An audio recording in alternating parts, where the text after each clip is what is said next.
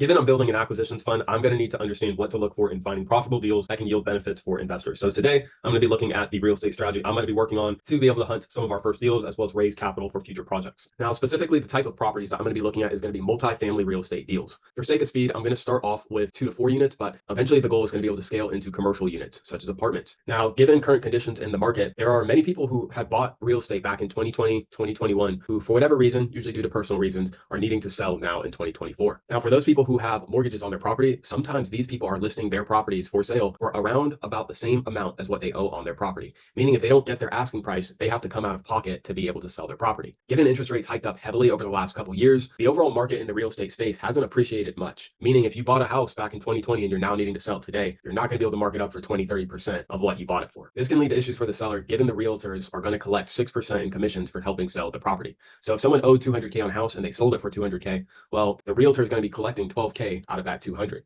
And so in reality, if they receive their purchase price, they're still going to be 12K short of what they owe on their mortgage. Now, one of the cool things with real estate is there's a lot of creative ways that you can take over a property. The method that I'm going to be looking at is called a trust acquisition. This is essentially where you place a property's deed into a trust and you buy the trust from the seller so that you're not having to go to the bank and get a new mortgage. In fact, you can use their old mortgage, which allows you to essentially buy a house potentially with no money down. And on top of this, you're able to secure the rate that they locked in 2020 and 2021. Now, many realtors can get antsy about this prospect given that there's something called a due on sale clause, which essentially says if the seller sells the property, their loan will get called due by the bank. But this is protected by a law called the Garn-St. Germain Clause of 1982, essentially saying that if the property is placed into the trust and the trust transfers ownership, it's not necessarily viewed as a real estate transaction, and therefore the due on sale clause cannot be called. Now, why would a seller agree to this type of acquisition? Well, with our example for someone who owes 200K and they have it listed at 200K, let's even say that they have listed it at 220K. That way they're not having to come out of pocket, but they need their asking price. Once the realtor collects their commission, they're going to have about 8K left over after paying off their mortgage, given that 12K is going to come off of the 220 to pay off the 200. Essentially what we can offer is we could offer double or even triple what they would initially make off of a traditional sale.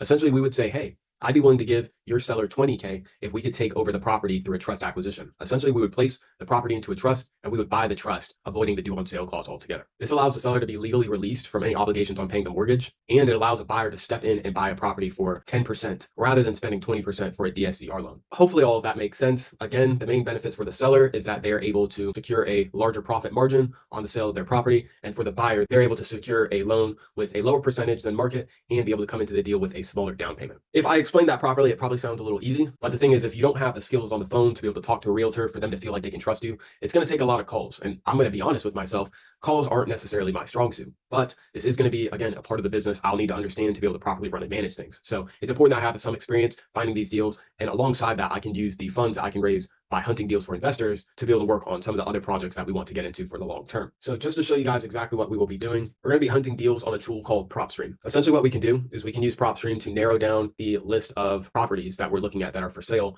in a given market. So we would look at property type, we'd look at multifamily, and we're going to be hunting deals that are on market. This means that they do have a realtor working with them to answer calls and negotiate on our behalf of the deal. In addition, we're also going to be looking for listings where people don't have a lot of equity in their property. So we'll put the max for equity at 20%. And given we're wanting to find interest rates that are below market values, we'll put the interest rate at 5%. So now we can just go in here and we'll take a look at Bradenton, Florida. So I know Bradenton got hit pretty hard from this hurricane. So our filters have narrowed down the results to just 5 properties. So we'll take a look at these and see if we can find a property that's viable for the strategy we'll be using to hunt deals. So what I'm looking at is the estimated value and the loan balance. Now, this tells us that their property is valued at less than what they owe currently in their mortgage. So we'll go ahead and take a look at this one. So we can see here it's listed for $325,000 and they owe pretty much about 300K. So if they were to sell and they were to get their asking price of $325,000, after paying 3% to a buyer's agent and 3% to a seller's agent, they're going to be walking with 305. Now, this is assuming that the buyer of the property is covering all closing costs and they're only worrying about the realtor commissions fee. But at their listing price, they'd only be walking away from the deal with about 5K in their pocket after paying off their mortgage. So let's go ahead and take a look. Their mortgage isn't something that we would want to target for what we're looking to do. We would want to find something that is not adjustable, meaning this rate is fixed. But hypothetically, if this was a fixed rate loan, we could essentially call them, offer 20K instead of the 5K that they would make on the sale of their property through a traditional cash sale. And we could look to take over the mortgage through the trust acquisition agreement, placing the deed into a trust,